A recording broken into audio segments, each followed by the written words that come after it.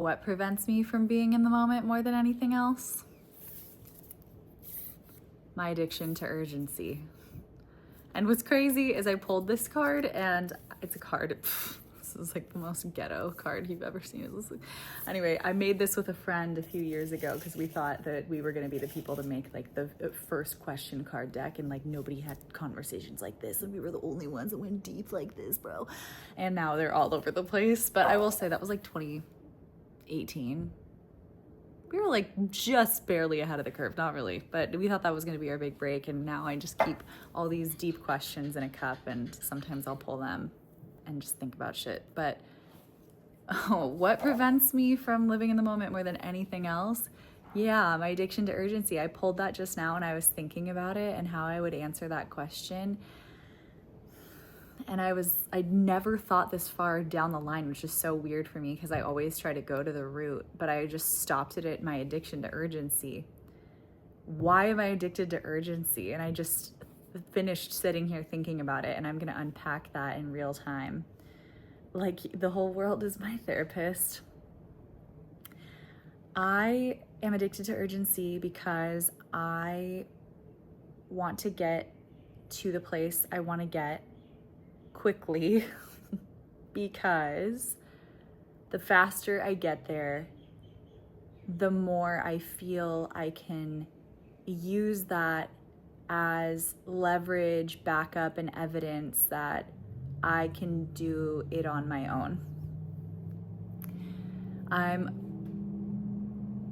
always trying to grow, achieve, and grind because I'm afraid that if you knew where I came from, you wouldn't take me seriously. And I talked about this in a message, in like a video 2 or 3 days ago. And that's why I love to move fast. I want to prove that I am enough quickly and feel like I don't have to be in any form of hiding.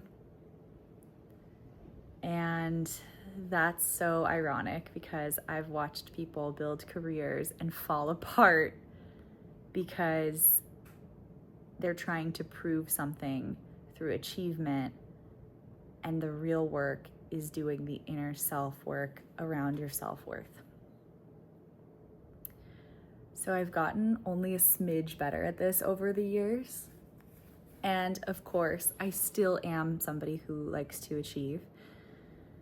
I am somebody who, high 3 in the Enneagram. I have other things. I always say this. I'm like 7-4.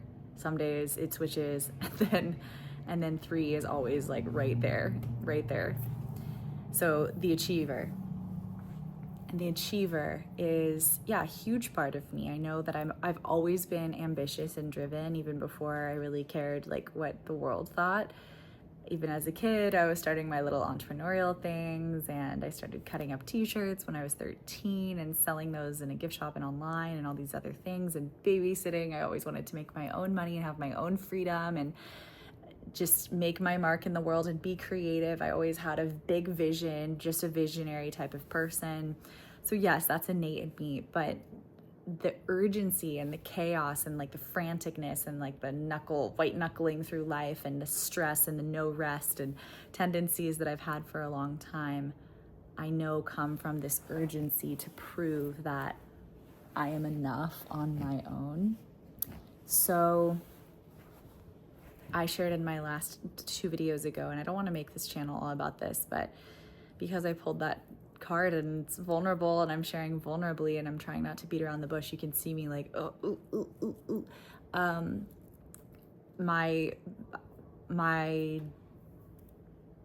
parent is a public figure, and I have had a lot of privilege in my life, and I've dealt with privilege shame like a motherfucker for a long time.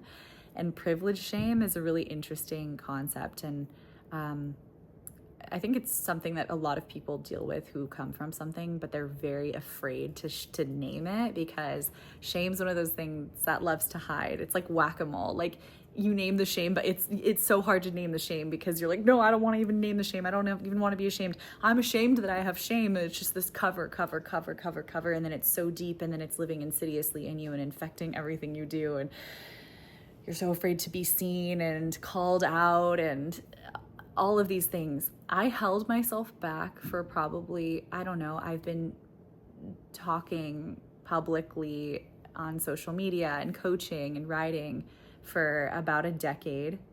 And I have held myself back from talking about things like manifestation or embodying your power or owning what you really want or chasing your dreams or starting a business, all things that have been really core parts of who I am, because I've been afraid that people will not take me seriously because of where I came from. And the truth is, that's gonna happen. It's inevitable. There's gonna be a lot of people on here that are like, "Fuck you, what do you have to say? You don't know anything. You've never had to drink water out of a horse trough." And like, it's so true. And for the people who have, I am like, damn, especially the people who've come from that and done something revolutionary. It's incredible. And those people are people with a voice and something to say. I will say that, like, in my lineage, I mean, even my own dad, who created a lot of success, came from absolutely nothing. And that is part of the story for me. I didn't get to experience that end of his story, but I'm so inspired by it because I've listened to the way that he talks, and he has shared with me and raised me to believe in myself the way that he has, and to understand that belief is the foundation. He was like, I didn't even have confidence in myself, but for some reason, I believed in myself. I just believed, and I wanted it so bad, and I claimed that desire. And I'm using it in my words, but he just said, I knew what I wanted. I knew that I wanted to have this, and I knew what I didn't want. I knew what I wanted, and I just was like, I'm so passionate about this. I'm passionate about getting it. I'm passionate about the process. I'm gonna work my ass off no matter what, and I just believe that it's possible for me somehow, and I'm relentless in my pursuit. Something else that I thought was really interesting about his journey is like, when we come from nothing, there's like this hunger because you don't have anything to lose. And sometimes it's almost scarier when you have something to lose, because you're trading out just the comfort, even if it's not that much, like even if it's the bare minimum, but you're like, I don't want to risk this security that I have for this other dream that who knows if it's even possible or if it's even for me, or who am I to blah, blah, blah, blah, blah. And I've been around a lot of success. I shared this in two videos ago. And the main consistent theme is this passion and this belief. I'm made for this. Like I almost like I need to do this. I need to do this because for whatever reason, I believe that it's for me, and maybe I have nothing to lose. And I think that, this was my dad's direct quote as somebody who came from absolutely nothing, like literally sleeping in chicken coops and had an abusive alcoholic father and no consistent form of home, and picking berries for money at this kind of stuff.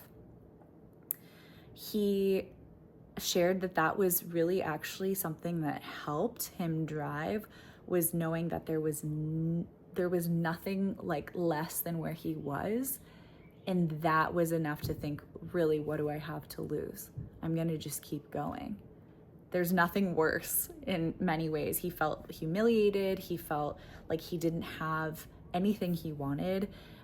And so literally there's this shamelessness that comes in that package. That's actually, gosh, we wouldn't wish anything upon anyone to not have resources or not feel safety or to have shame or humiliation. But if you can have the awareness that you want to get somewhere and that you already have nothing to lose, just go. Damn, I see that that's a fire. And then for the people who have this kind of like privilege, I think a lot of them struggle because I'm a privileged person. I've come from a privileged ass life. For years, I felt like I couldn't have a voice because there were people who just struggled so much harder to get where they're going than I have. And that made me cower and contort and stay quiet and just feel like I had to stick to really simple things like meditation and helping people and just like this mold and not rock the boat. And who am I to say anything? And smile and wave. Like that literally was what I was told when I was a kid. Just smile and wave. Like just smile and wave.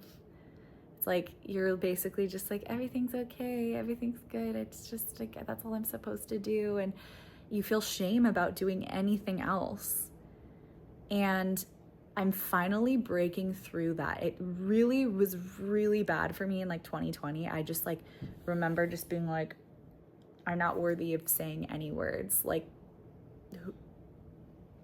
yeah. And talking about this publicly is so edgy. I think if I think back to like where I was then, I would have never been able to have this conversation with people. I started to open it up to people in my personal life and share like how much shame I carried about where I came from. And finally in living my own life for me and kind of stopped being public about it and just living. I did that for almost a year, just stopped writing, stopped putting out a lot of public stuff, just started to like work on a different career, which was my digital magazine, which was like, I was hiding behind the thing. It wasn't about me. It was about everybody else. I was able to really like come back into myself and just live in my joy again and live for me. And I realized I've lived a life being so depressed and so anxious and so disconnected from myself and so shameful and beating my head against the wall, draining my savings, even, the resources I'm so lucky to have, because I was just living out of alignment and fear.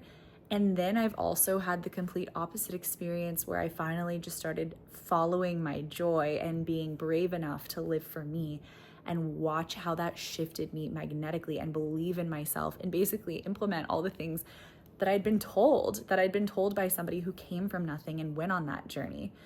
And my dad really is one of my greatest inspirations. I think his bravery is, it makes me want to cry. Like, I don't know anybody braver to come from where he came from and then to just put himself out on the line and sing in front of hundreds of thousands of people, like millions of people, and just use his voice in the world and to give it his absolute all and to have no formal training, didn't even graduate high school, starting businesses, having no idea what the fuck to do. As he told me, I felt stupid my whole life. I felt incompetent and I was so scared people would see that in me.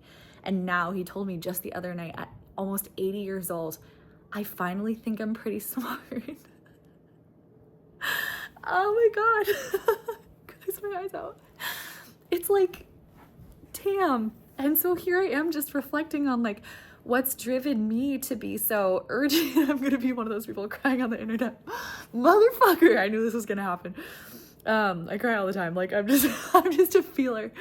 But when I think about like what drives me, like what keeps me from being present in this beautiful life I was given, that people would honestly die to have, it's this urgency to try to hide from the life that I was just born into, and I can't even help it. But I have a lot of shame about it. When I say it feels so much lighter right now even, and I've worked on this a lot, but like even just saying it right now, it feels a lot lighter in my body. Like it doesn't have a chokehold on me right now.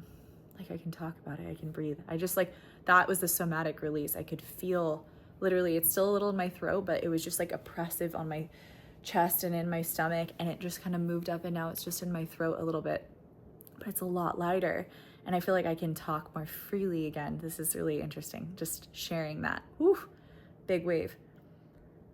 And it's just the greatest irony, because I'm clearly processing something in real time with you, but my dad got a Hollywood star on the Hollywood Walk of Fame last year, and I cried my eyes out about that for like 4 days, because it was just it was just so crazy to see like his name go down. I've seen him accomplish a lot in this life, but it was so crazy to be like, this is my lineage, like this is my dad, like this is my last name, this is the person who raised me, like slapping their mark permanently into the fucking earth.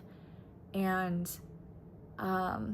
he had a speech, and in his speech he said, he started it out basically saying, I had so much shame in where I came from, and now I'm standing before you and I'm just so proud of where I came from.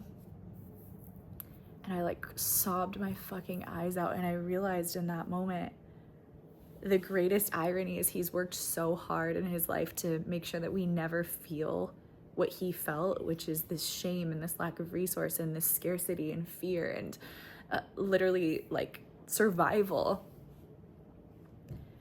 And I'm sitting here like forcing myself to feel that because I feel like I should in order to be taken seriously or approved or of or belong or to be loved, respected, anything. And I just watched him stand there and I was like, wow, the irony is that I have the complete opposite kind of shame. And you have busted your ass so that I never have to feel shame. Like that's all that a parent could create, is the opposite experience that they had, right? So many parents just want that for their kids, to be able to live and thrive in a way that they didn't have the chance to. And I'm like sitting here like trying to like burn all that he's created away and just run from it as hard as I can. And it's just, it's so ironic. It's so interesting. And so I had a breakthrough in that moment that made me feel proud, because pride is the opposite of shame, right? Like even think of the LGBTQ plus community, it's all about pride because they've been living in shame and hiding of who they are and what they feel and what they love. And that is, yeah, just pride. Pride is the opposite of shame. So that's why their movement is called Pride. It makes so much sense. And I really felt that movement inside of me moving from shame to pride. I just felt so proud of him and proud of my whole ancestry and where everyone came from to get to the place that they are, and the gift of my life that I got to experience. The joy and abundance from what they created, and the bravery that it took to get there. The bravery that it took to follow his dreams in order to give the abundance to his entire family and self.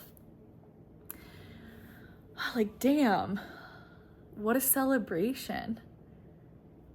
And it makes me realize like that is a huge block, and that was a huge even like success and financial blockers. I'm literally like pushing myself down in order like to be, I'm contorting, like I've been saying, it's a huge thing I've done in relationships and career and all kinds of areas, that just in my soul, like contorting my soul in order to be loved and accepted and embraced or respected. But like, fuck, like I guess what I'm feeling right now in this moment is like, I, in my human form, had no control over where I've come from. In my soul chose this life for a reason. And my soul, just like your soul and everybody else's soul, has a really powerful message and something really beautiful to leave in the world. And it doesn't always have to be like some, you know, the mic in the hand on the stage and the thing. It can be just showing up and being a loving member of your community, or being an exceptional, you know, fucking grocer at the grocery store because you love connection and you love serving your community and seeing everybody's smiling faces every day. Like, it doesn't even have to be on that big of a scale, but it's allowing yourself to follow your personal pull, because that is going to create the most magnetic, abundant life for you. It's not even about money. It's about what is abundance to you. Abundance feels spacious and expansive, and magnetic and aligned and exciting. And I do think money can come and flow with that. I really do think that we're all meant to experience that as an energy, because it is the currency that is life in this form on this earth. So we can all be magnetic to that. But my God, just to be brave enough to follow your dreams and to follow your heart and passion and soul, and let that lead you instead of your head and your fear and your shame and your what society tells you you should do and what's going to get you money and love and respect. Like, just be you. And like, oh my God, this is so much. Just be you. I guess the last thing, and this feels like uncomfortable for me to say because I feel like I'm talking about my dad so much, and it's something that I really try not to like keep. I just try to keep it out, but maybe this is like part of my integration. I don't know. It's coming up, so I'm gonna say it.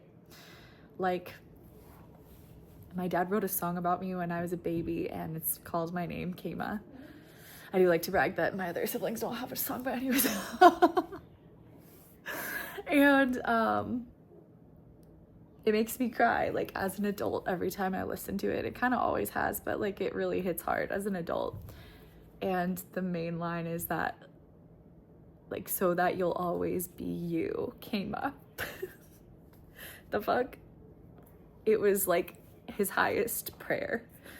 And I've told my siblings that too when I've watched them lose sight of like their path and what really lights them up and get really lost in like what other people think and the whole thing. Listen, like, this is a common dilemma for like kids of privilege or the trust fund baby. Like, bro, the dilemma is real, and I'll go into that more another time, but it's like, who am I? I'll never measure up. Like, nobody believes in me, nobody respects me, everybody thinks everything was handed to me. Like, who am I? What am I supposed to do? Like, so much comparison, so much stuckness, so much fear, so much shame. And I'm not asking for your pity at all. I'm just saying, but I've watched all my siblings go through this, and in moments where I've felt the most like clarity, speaking from my highest self, I've been like, dude, like, all that our freaking parents want for us is to be ourselves.